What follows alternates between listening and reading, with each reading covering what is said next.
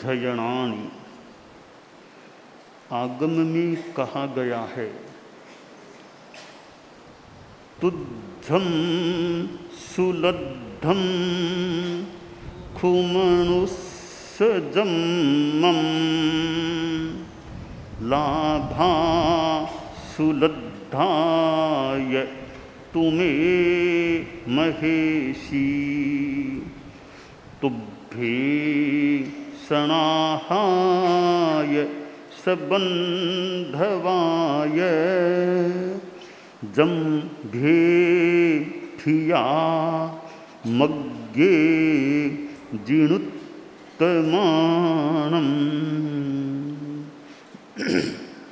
राजा श्रेणिक और मुनि जी, अनाथि मुनि जी का संवाद हुआ और साधु से संवाद होता है और संवाद से कुछ बोध मिलता है तो संवाद कितना सार्थक हो जाता है। आदमी बातें तो दिन में कईयों से करता होगा, दिन रात में आदमी कईयों से बातें करता हो सकता है, पर एक साधु से धार्मिक वार्तालाप करने का अवसर मिले और साधु भी कोई संबोध प्रदान कर दे और गृहस्थ को संबोध मिल जाए तो वार्तालाप सुफल हो जाता है। गृहस्थ ही नहीं, साधु दूसरे साधु को भी कोई धर्म चर्चा करके तत्व बोध देता है, ज्ञान देता है, अच्छी प्रेरणा देता है, कुछ सिखाता है, शिक्षा देता है, तो वह वार्तालाप भी, वह परिश्रम भी अच्छा सार्थक हो सकता है। मुनि जी के सामने मानो राजा श्रेणिक स्थित है और वार्तालाप के दौरान और मानो वार्तालाप के करीब अंतिम चरण में श्रेणिक बोलता है कि महर्षि, आपका तो मनुष्य जन्म सुफल हो गया है। आपने जो मनुष्य जन्म प्राप्त किया है वह सुलब्ध हो गया है, सुफल हो गया है। दो शब्द हैं, एक सफल, दूसरा सुफल। सफलता भी अच्छा शब्द है वैसे, पर दूसरा शब्द सुफल, सुफल हो गया, अच्छा फल मिल गया। आगमकार ने यहाँ जो कहा सुलब्धम, सुलब्धम, राजा श्रेणिक कह रहा है कि महर्षि मुनिवर, आपका यह मनुष्य जन्म सुलब्ध हो गया, सुफल हो गया। मनुष्य जन्म तो कईयों को मिलता है, पर सुलब्ध हो जाए वो है बड़ी बात होती है। जो ऋषि बन गए, संत बन गए, जीवन भर अच्छी साधना करते हैं, संत बनने के बाद तो उनका लंबे काल तक अगर साधुत्व का जीवन है, उस सीमा में मानो सुलब्ध हो रहा है यह मनुष्य जन्म। तो महर्षि के लिए राजा ने एक मानो उद्गार व्यक्त किए हैं कि तुम्हारा यह मनुष्य जन्म निश्चित मानो सुलब्ध है, सुफल हो गया है। और लाभा सुलद्धाय तुम्हें महेशी, और जो उपलब्धियां आपने की है वे उपलब्धियां भी सुफल हो गई है। साधु साधना करता है तो लब्धियां, उपलब्धियां भी हो सकती है कि साधना के द्वारा मुख्य उपलब्धि है तो वीतरागता है, समता की साधना है, निष्कषाय भाव, यह बड़ी उपलब्धि है, बहुत बड़ी उपलब्धि है। और कोई लब्धियाँ रिद्धियाँ सिद्धियाँ मिल जाए ठीक है, कोई आसाधना नहीं, पर वीतरागता के सामने तो ये और लब्धियाँ सिद्धियाँ, कि वैक्रिय लब्धि मिल गई, मान लो किसी को मिल गई कि रूप बना सकता हूँ, साधु हूँ, सिंह का रूप बना करके बैठ जाऊँ, विराट जाओ, आपकी इच्छा, आसाधना किसी की नहीं। पर वो बहुत बड़ी बात, लब्धि मिल भी गई, उसका प्रयोग करना या नहीं करना, कि शेर का रूप बना के दिखाऊंगा मैं, मेरे पास लब्धि है, तो महाराज कौन सी बड़ी बात, ठीक है मिल गई होगी आपको, इसका दुरुपयोग नहीं होना चाहिए, लब्धि का अनावश्यक उपयोग होना ही नहीं चाहिए। साधु लब्धि फोड़े तो प्रायश्चित आए तो, कि आहारक लब्धि भी मिल गई है, ठीक है, उसकी कोई उपयोगिता तो हो सकती है कि मन में संशय हो गया, प्रश्न हो गया, अब जवाब यहाँ कोई देने वाला है नहीं, तो केवली भगवान, तीर्थंकर भगवान जो भी, वहाँ से उत्तर प्राप्त करें। और आहारक लब्धि का उपयोग करके वो जो पुतला सा वो निकाल करके वहाँ भेजना, उत्तर मंगवाना, उपयोगिता तो फिर भी मान लें भाई के प्रश्न का उत्तर तो मिल गया ना, एक उपयोगिता हो गई।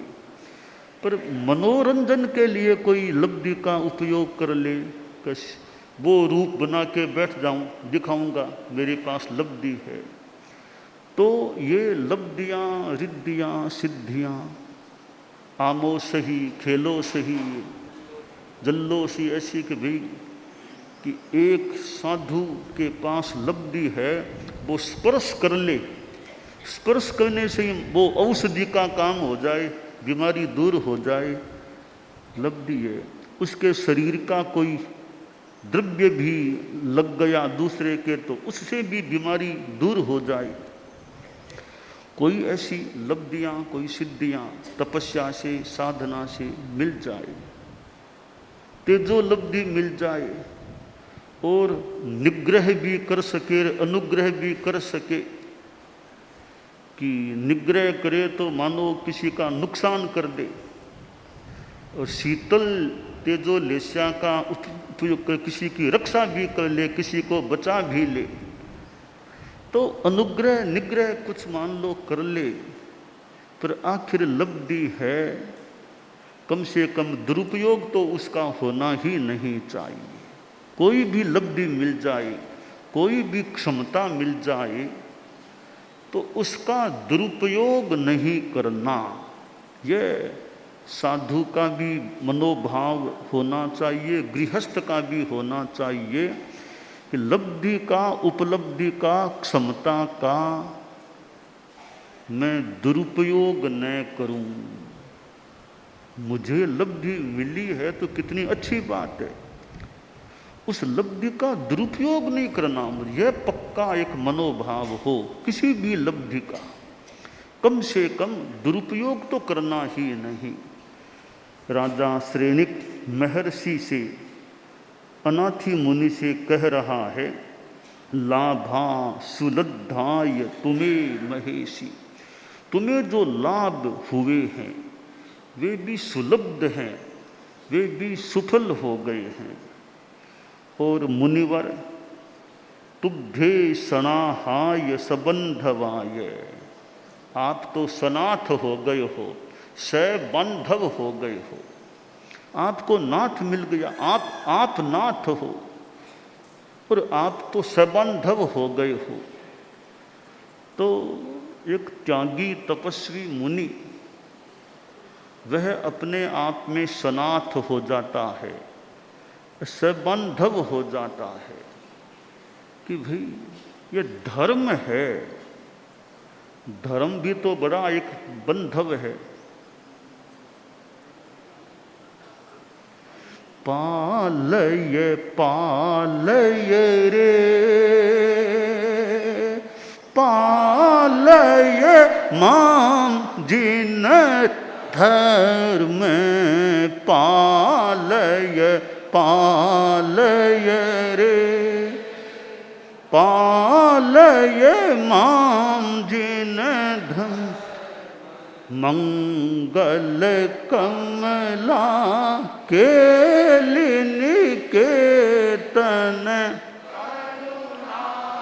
केतन धीर शिव सुख साधन भव भय बाधन जगदाधार गभीर पालय पाल बंधुरबंधु जनस्य दिवानिश मसहायस्य बंधुरबंधु जनस्य दिवानिश मसहायस्य भ्राम्यति भीमे भव गहनेंगी त्वां बांधवमपहाय पालय पालय रे, पालय मां जिन धर्म। शांत सुधारस भावना का ये गीत धर्म भावना कि हे धर्म, हे जिन धर्म मेरी रक्षा करो रक्षा करो। ये धर्म जिन धर्म कैसा है, बंधु रबंधु जनस्य दिवानिश मसहायस्य सहाय। ए बंधु का बंधु है, कोई सोचे मेरे तो भाई नहीं है, ये धर्म बहुत बड़ा भाई है। धर्म को ही भाई बना लो कि भाई नहीं है मेरे कोई, भाई कि भाई नहीं है तो धर्म को अपना भाई मान लो। जिन जैन धर्म जिन धर्म वो मेरा भाई है, उसका तुम पालन करो आराधना करो तो धर्म तुम्हारा भाई बन जाए। असहायस्य सहाय, जो असहाय है उसका सहायक भी यह जिन धर्म है। और भ्राम्यति भीमे भव गहनेंगी, यह प्राणी है देही है, यह भयंकर जंगल में भटकता है भ्रमण कर रहा है। क्यों कर रहा है, कारण क्या है कि भाई साथ में नहीं है इसलिए भ्रमण करता है। कौन सा भाई, त्वाम बांधवमपहाय, तुम जिन धर्म रूपी जो भाई हो इसको जो छोड़ देता है वह इस भव अरण्य में भ्रमण करता है। तो जो राजा श्रेणिक कह रहा है मुनि जी से, सबंधवाय तुभ्ये सनाहाय सबंधवाय, आप तो सबंधव बन गए। तो भाई धर्म साथ में है वो तो सबंधव हो ही गया, और सनाहा धर्म साथ में है वो तो सनाथ भी हो गया। कि कैसे हो गए सनाथ और सबंधव, और कैसे ये मनुष्य जन्म सफल हो गया, कैसे लाभ उपलब्धियां सफल हो गई। अंतिम जो आधारभूत बात बताई है वो महत्वपूर्ण है। जम्भेठिया मग्गे जिनोत्तमाणम, जो जिनोत्तम है, जिनोत्तम जिनोत्तम जिनों में उत्तम, तीर्थंकर, तीर्थंकर के मार्ग में आप स्थित हो गए हो, अध्यात्म के मार्ग में स्थित हो गए हो। इसलिए ये आपके लिए मनुष्य जन्म भी सुलभ हो गया है, लाभ भी सुलभ हो गए हैं। आप सनाथ हो गए हो, सबंधव हो गए हो कि जिनोत्तमों के मार्ग में आप स्थित हो गए हो। यह जिनोत्तमों का मार्ग, यह जिन शासन कहते हैं जो तीर्थंकर है बीतराग हैं, क्योंकि केवली में और तीर्थंकर में कुछ अंतर है। आसाधना तो बिल्कुल न हो जाए, दोनों में अंतर है। कैसे अंतर है, समानता भी है, समानताएं भी है। तीर्थंकर भी 4 घाती कर्मों से मुक्त हैं, तो 13वें गुणस्थान वाले केवली भी चार घाती कर्मों से मुक्त, दोनों ही केवल ज्ञानी हैं, दोनों ही केवल दर्शनीय, दोनों ही अंतराय कर्म से भी मुक्त है, दोनों ही वीतराग हैं। यह तो बड़ी समानता है दोनों में, दोनों ही चरम शरीरी हैं, उसी जन्म के बाद दोनों ही मोक्ष में जाने वाले हैं। यह भी बड़ी समानता है। परंतु कुछ असमानता है कि तीर्थंकर हैं, उनकी पुण्यवत्ता अपनी है। तीर्थंकर नाम गोत्र का बंध उन्होंने किया था, अब तीर्थंकर बन गए हैं, तो उनकी वह पुण्यवत्ता भी है। तीर्थंकर हैं, तीर्थ की स्थापना करने वाले होते हैं। केवली के लिए जरूरी नहीं है कि दीक्षाएं देना जरूरी नहीं है। तीर्थंकर तो देशना देते हैं, प्रवचन करने वाले हैं। सब जग जीव रखण दयठ आए भगवया पावयणम सुखही। ये अनुकंपा करके देशना देते हैं, प्रवचन करते हैं। केवली के लिए जरूरी नहीं है व्याख्यान देना, प्रवचन करना, भले अपने आराम से विराजो, कोई जरूरी नहीं व्याख्यान देना, जरूरी नहीं है कि वार्तालाप करना ही पड़ेगा किसी से। तो उन पर मानो वो जिम्मेवारी न भी हो। तीर्थंकरों पर तो एक तरह की जिम्मेवारी है, इतना बड़ा शासन है, साधु साध्वी श्रावक श्राविका के तीर्थ है, शासन है, वे शासन के मानो महानायक होते हैं। और तीर्थंकर हैं, उनके अपने अतिशय भी हो, 34 अतिशय, 35 वचनातिशय की बात है, 8 प्रातिहार्य होते हैं। अशोक वृक्ष सुर पुष्प वृष्टि दिव्य ध्वनिर दुंदुबी रासनम च भामंडलम चामर मातपत्रम सत्प्रातिहार्यानि जिनेश्वराणाम। कि तीर्थंकरों के तो प्रातिहार्य चमत्कारिक से अतिशय होते, अशोक वृक्ष उनके वहाँ, पुष्प देवों द्वारा पुष्प वृष्टि, दिव्य ध्वनि, दुंदुबी, सिंहासन, स्फटिक सिंहासन, भामंडल, चमर चामर, आतपत्र छत्ता, ये उनके प्रातिहार्य। तो केवली महाराज के तो यह मान लो न भी हों, तीर्थंकरों के अपने अतिशय प्रातिहार्य भी होते हैं। तीर्थंकरों की देशना में कितने लोग बैठते होंगे, कितने प्रकार की परिषद उनके समवसरण में होती होगी। तो तीर्थंकरों का अपना अतिशय है। और केवली महाराज वीतराग हैं, चारों घाती कर्मों से मुक्त हैं, मोक्ष जाने वाले हैं इसी जन्म के बाद। किंतु पुण्यवत्ता और कुछ जिम्मेवारी का अंतर रह सकता है। तो जिनोत्तमानम मग्गे, तो जिनोत्तम है, तीर्थंकर हैं, जिनेश्वर हैं, क्योंकि धर्म का जो बोध देने वाले तीर्थंकर हैं, वे तो कितना प्रवचन के द्वारा भी धर्म का बोध या प्रश्नों का उत्तर देकर भी धर्म का बोध दे दे। हम भगवती सूत्र को देखें, प्रश्नोत्तरों से मानो कितना भरा हुआ है भगवती सूत्र, कितने प्रश्न उत्तर, प्रश्न उत्तर। और परम पूज्य गौतम स्वामी जैसे प्रश्नकर्ता, ऐसे प्रश्नकर्ता व्यक्ति पूरे आगम वांग्मय को देख लें, 32 आगमों को देख लें, गौतम स्वामी जैसा प्रश्नकर्ता संभवतः मिलेगा ही नहीं 32 आगमों में। इतने प्रश्न पूछे हैं और भगवान महावीर के बहुत निकट रहने वाले, और भगवान महावीर भी कैसे उत्तर देने वाले।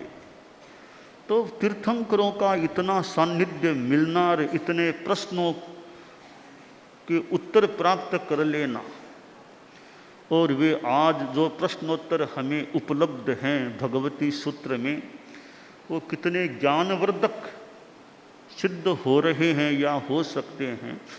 औरों ने भी कोई प्रश्न पर, गौतम स्वामी तो प्रधान हैं, प्रश्नकर्ता में पहला नंबर किसी को हम दें विनय भाव के साथ, आगम वांग्मय में प्रश्नकर्ता में पहला नंबर किसी को दें तो गौतम स्वामी, इंद्रभूति गौतम स्वामी को मिलना चाहिए।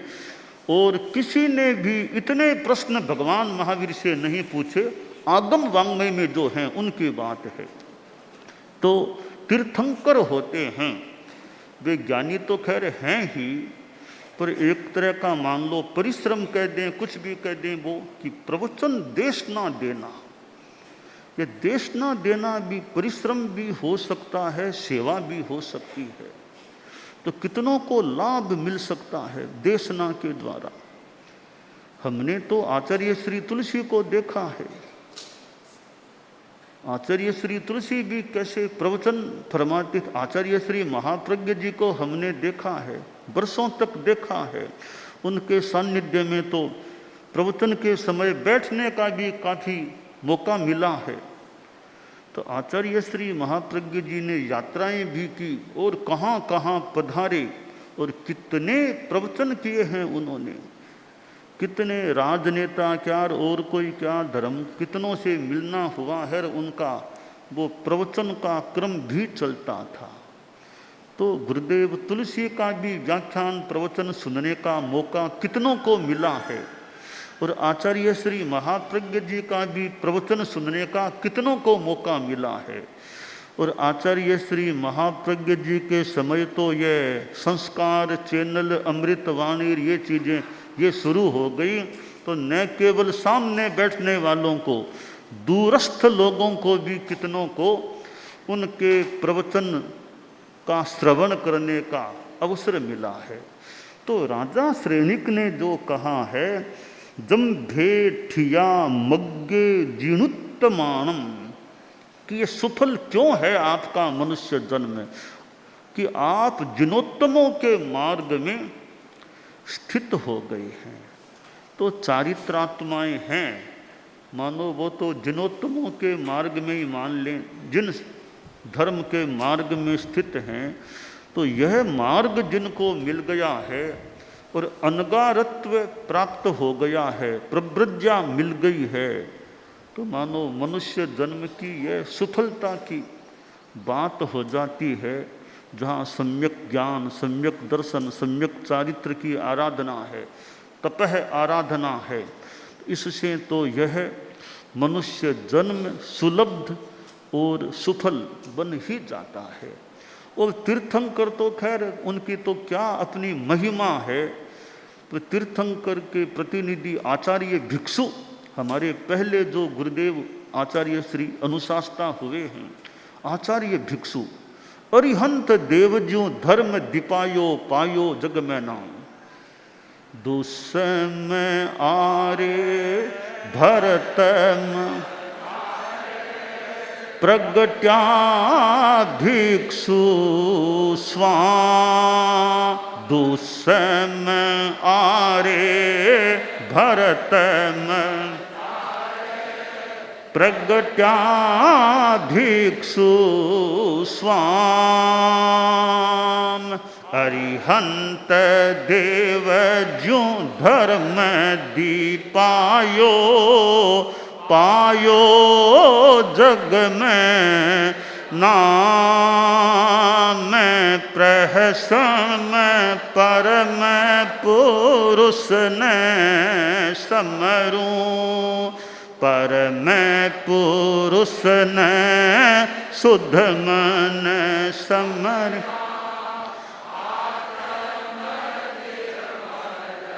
ठाओ ये निज में निज गुण प्रगट जो, ये प्रहसन परम। तो भिक्षु स्वामी के लिए जो कहा गया कि दुस्सम आरे भरत मझारे प्रगट्या भिक्षु स्वाम, ये दुस्सम अर पंचम अर हैं और ये भरत क्षेत्र है, इसमें भिक्षु स्वामी प्रकट हुए थे। हमारे यहाँ भिक्षु जस रसायन का जो यह वाचन चल रहा है और भिक्षु चेतना वर्ष चल रहा है, आचार्य श्री भिक्षु जन्म त्रिशताब्दी वर्ष चल रहा है।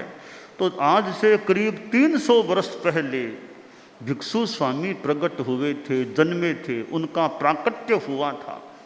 और वह कंटालिया जैसा गांव, मारवाड़ का एक कंटालिया गांव, वहाँ वह पुरुष महापुरुष प्रकट हुआ और धर्म के मार्ग पर वह पुरुष आगे बढ़ा, कुछ तात्विक बोध आदि करते हुए आखिर घर से अभिनिष्क्रमण किया, घर को छोड़ा, संन्यास लिया, फिर अभिनिष्क्रमण किया, फिर नव्य भव्य दीक्षा ग्रहण की, और विरोध अवरोध कठिनाइयाँ जो कुछ भी हुआ कैसे उसको पार किया होगा, और अपनी बात बताई।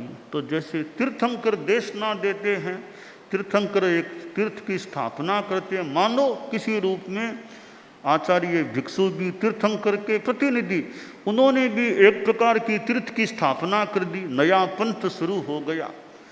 तो ऐसे आचार्य श्री भिक्षु एक अणगार, एक मानो कैसा उनका सन्यास, अणगार, कितना ज्ञान और कैसी उनकी साधना रही होगी कि ऐसे हमारे परम पूजनीय, परम वंदनीय, परम श्रद्धेय आचार्य श्री भिक्षु जो पहले गुरु हमें मिले थे, 300 वर्ष उनके जन्म को संपन्न होने वाले हैं।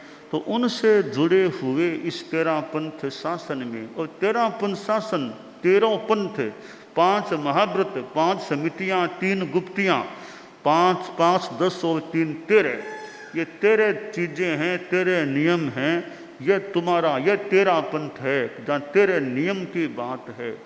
तो महर्षि अनाथि मुनि को राजा श्रेनिक ने जो कहा है कि जम्भेठिया मग्गे जिनोत्तमाणम, जिनोत्तमों के मार्ग में जो आप स्थित हैं, तो आपका यह मनुष्य जन्म भी सुलब्ध हो गया है, सुफल हो गया है।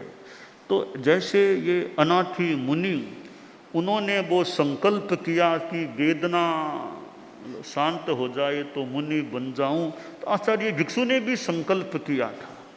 अनाथि मुनि ने संकल्प किया और फिर वो मानो दीक्षा ली थी। तो परम पूज्य भिक्षु स्वामी ने भी वो राजनगर में दोनों की वेदना मान लो, उनके अक्षी वेदना, इनके ज्वर समस्या, दोनों की ही समस्या हुई। तो स्वामी जी ने भी वो संकल्प किया कि यह बुखार और ठीक हो जाए तो मुझे तो अब सोचना है, विचारना है, सही मार्ग यानी लेना है। तो दोनों को ही संकल्प से सिद्धि, संकल्प से मानो सिद्धि मिल गई, और दोनों को ही सफलता मिली, बीमारी से, तकलीफ से निजात मिली। अनाथि मुनि उधर दीक्षित हो गए और भिक्षु स्वामी फिर मानो शिक्षित हो गए, और फिर आगे नव्य भव्य दीक्षा भी ग्रहण कर ली। तो दुनिया में कई कई ऐसे रत्न महापुरुष, रत्न पुरुष होते हैं जो कुछ विशेष करते हैं और एक ऐसी राह पकड़ लेते हैं, एक ऐसी चाह मानो उनमें पैदा हो जाती है। तो कोई ऐसा अप्रमाद के रूप में आध्यात्मिक उत्साह, उनमें कोई उत्साह जागता होगा कि ऐसे महान पथ पर वे आगे बढ़ने वाले हो जाते हैं। तो हमारे धर्म संघ के प्रथम आचार्य श्री आद्य अनुशास्ता आचार्य भिक्षु हुए हैं, और जिन्होंने हमारे धर्म संघ में यानी ये विधियाँ, विधान, लिखत जो व्यवस्थाएं हुई हैं, और उनकी व्यवस्थाओं, वो जो व्यवस्थाएं बनी कि हमारे धर्म संघ में कोई शिष्य शिष्याओं की परंपरा अभी कुछ नहीं है, कोई अपना व्यक्तिगत किसी का शिष्य नहीं, शिष्या नहीं, एक आचार्य के, एक गुरु के शिष्य शिष्या होने की वर्तमान में जो हमारी व्यवस्था है। तो पूरे धर्म संघ में एक आचार्य का होना, यह हमारे धर्म संघ की व्यवस्था है। और इतना ही नहीं, शिष्य शिष्याएं भी सारे अभी एक आचार्य के होने की वर्तमान में व्यवस्था है। और विहार चतुर्मास करना तो सब गुरु की आज्ञा से करना, मनमत्ते नहीं करना। और दीक्षा देना तो भी ऐसा नहीं किसी को दीक्षा परीक्षा करो, हर किसी को मूंढना नहीं, हर किसी को दीक्षा नहीं देना। तो हमारे धर्म संघ में ये दीक्षा की भी विधि है कि भी आज्ञा पत्र भी चाहिए, आज्ञा लो, थोड़ी परीक्षा भी देख लो कैसे क्या है, फिर बाद में दीक्षा दो। है नहीं आयार का लो दीक्षा लो दीक्षा लो, पहले देख लो, परख लो दीक्षा की भावना कैसी है, वैराग्य कैसा है, पाल सकने की संभावना है या नहीं है, किस परिस्थिति में आकर दीक्षा की बात कर रहा है। तो पारमार्थिक शिक्षण संस्था जो बनी हुई है वो एक ट्रेनिंग सेंटर सा है दीक्षा के इच्छुकों के लिए।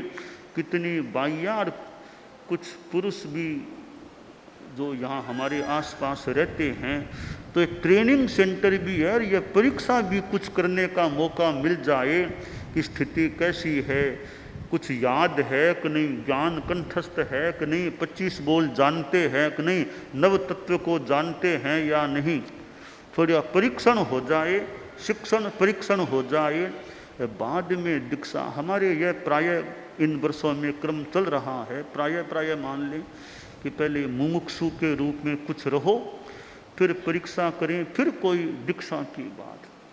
तो आचार्य भिक्षु का यह पंथ और की दीक्षा भी हर किसी को नहीं देना, योग्य की दीक्षा होनी चाहिए। तो यह एकता की जो व्यवस्था है वो हमारे धर्म संघ में लागू है, चल रही है।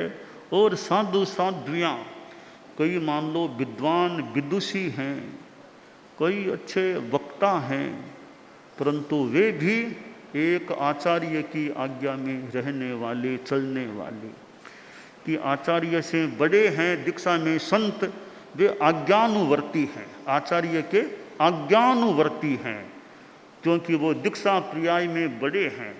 आचार्य से जो दीक्षा पर्याय में छोटे हैं, अवमरात्मिक हैं, वे सब शिष्य होते हैं आचार्य की।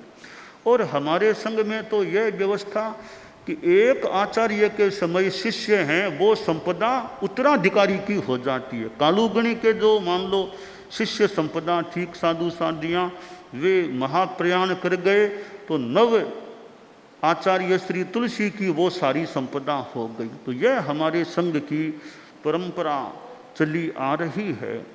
तो यह एक आचार, एक आचार्य, एक विचार, मोटा मोटी एक विधान, एक शिष्यता, ये हमारी व्यवस्थाएं हैं। और उत्तराधिकारी का निर्णय भी करना सामान्यतया आचार्य पर है कि आचार्य जिसको चाहे जब उचित लगे तो वे अपने उत्तराधिकारी का निर्णय अपने विवेक से, अपने चिंतन से कर सकते हैं। जरूरी नहीं है कि भी मीटिंग बुलाओ कि समीक्षा परिषद में चिंतन करेंगे, जरूरत नहीं है कि बहुश्रुत परिषद में चिंतन करना कोई ज़रूरी नहीं है कि 5 श्रावकों से बात करो, जरूरी नहीं है किसी से भी बात करना। चाहो तो कर लो, इच्छा हो तो कर लो, किसी से बात परामर्श कर लो, चिंतन, परंतु कोई कंपलसरी नहीं है हमारे संघ में यो व्यवस्था में कि किसी से परामर्श करके, कमेटी बिठा करके, चिंतन करके फिर कोई भावी आचार्य का निर्णय हो, ऐसी हमारे यहाँ कोई सामान्यतया कोई ज़रूरी नहीं है। तो आचार्य जिसको उचित समझें, जब उचित समझें, वे अपने उत्तराधिकारी का निर्णय कर सकते हैं। और फिर साधु साध्वियाँ नवनियुक्त युवाचार्य को स्वीकार करें, जो भी विधि विधान हमारा है। तो यह हमारे धर्म संघ जिसके प्रथम आचार्य परम पूजनीय भिक्षु स्वामी हुए हैं, उनसे जुड़ा हुआ यह हमारा तेरा पंथ धर्म संघ है कि जिसकी इतनी ये व्यवस्थाएं हैं, मर्यादाएं हैं, और इन मर्यादाओं का पालन भी हो रहा है। ऐसा नहीं कि मर्यादाएं कागजों में ही है, एक यानी शिष्य शिष्याएं नहीं बनाना, तो ऐसा नहीं, कागजों में ही है, व्यवहार में भी है। नॉट ओनली इन लेटर्स, केवल कागजों में नहीं है, यह व्यवहार में भी है। जैसा लग रहा है शिष्य शिष्याएं किसी का अपना अपना नहीं होना। आचार्य चाहे तो किसी को स्थानांतरित कर दे कि शिष्य तो तुम्हारा है नहीं ना, साधु तुमको दिए हुए हैं, शिष्य तो तुम्हारे है नहीं। तो आचार्य जब चाहें तो, हालांकि बिना मतलब तो क्यों किसी से लें, पर जरूरत लगे तो ले भी सकते हैं। भी तुम्हारे साथ यह है, अब इसको तुम्हारे पास नहीं और कहीं रखते हैं, तो जहाँ से चाहें तो ले भी सकते हैं, क्योंकि शिष्य तुम्हारा नहीं है, शिष्या तुम्हारी नहीं है। तो वो तो हम चाहें जहाँ, हमने तो तुमको दे रखा है, चीज़ तो हमारी है ना, फॉर यूज, काम के लिए से दे रखा है। तो हम वापस भी ले सकते हैं। तो ये हमारा विधि विधान है कि सहवर्ती साध्वी दी हुई है, संतों को संत दिए हुए हैं, तो आचार्य चाहें, अपेक्षा समझें तो वे इतस्ततः इधर से उधर की ओर भी कर सकते हैं। तो फिर इसमें अगवानी का यह अधिकार नहीं कि ये तो मेरे हैं, आप कैसे, भाई तुम्हें आपको दिए हुए हैं, जब जरूरत समझे हम ले भी सकते हैं। तो यह हमारे धर्म संघ में कि शिष्य शिष्याएं अलग अलग व्यक्तिगत नहीं होना, और आचार्य चाहें तो किसी से ले सकते हैं, किसी को दे सकते हैं। और साधु साधियों का भी अपना जो एक भाव होता है, भी चतुर्मास कहाँ कि कहाँ है वहाँ ध्यान दो, जहाँ फरमाया है उधर ध्यान दो। तो यह साधु साधियों का भी दो, मान लो समर्पण कह दो, विनय कह दो, अनुशासनबद्धता कह दो, कि भी कि प्राय कहीं कोई ऐसा नहीं कि मैं तो वहाँ नहीं जाऊँगा, नहीं करूँगा। तो ऐसी जो हमारी धर्म संघ की परंपरा है, परंपरा कह दो, संस्कृति कह दो, क्रम कह दो, कि ये विनय की, अनुशासन की व्यवस्था है, अनुशासन विनय। और तो क्या, युवाचार्य भी एक अपने आचार्य के प्रति विनय समर्पण। और हमारी परंपरा में तो यहाँ तक सुना हुआ पढ़ा हुआ या कुछ जो भी, कि आचार्य युवाचार्य को भी कभी उलाहना भी दे देते हैं। यह भी कि आचार्य युवाचार्य तक को भी उलाहना भी दे सकते हैं, दे देते हैं। अर्थात युवाचार्य भी आचार्य के पास एक मानो, वो भी शिष्य के मान लो, जो भी मान लो उस रूप में हैं। और आचार्य जिनको युवाचार्य बनाए उनको उपालम भी देते, गुरु हैं, उपालम दे दिया, बहुत कोई बात, सिर माथ है, गुरु का उपालम भी सिर माथ है, सिरोधार्य है। तो उपालंब को भी विनय से स्वीकार कर लेना। और आचार्य युवाचार्य को कह दें, युवाचार्य भी कभी संतों को उलाहना दे दे, मान लो कुछ कठोरता से भी कोई बात कह दे, तो युवाचार्य कहें तो उनके प्रति भी एक अच्छा व्यवहार, यथा योग्य विनयपूर्ण व्यवहार है भी कि युवाचार्य श्री ने कहा है, हम विनय से विनय रखें, समता भाव रखें। तो हमारे धर्म संघ में आचार्य तो खैर सर्वोपरि एक तरह से वर्तमान परिप्रेक्ष्य में है ही, पर आचार्य के बाद युवाचार्य का भी बहुत अच्छा एक धर्म संघ में एक स्थान होता है, महत्व होता है। तो संत हैं, साध्य भी युवाचार्य हैं, तो उनके प्रति भी एक विनय, जो यथा योग्य, यथा प्रोटोकॉल विनयपूर्ण व्यवहार रखना। उन्होंने भी कोई बात कही है, एक इंगित दिया है, एक निर्देश जो भी दिया है, उसके प्रति भी यथा विधि यथोचित रूप में ध्यान देना।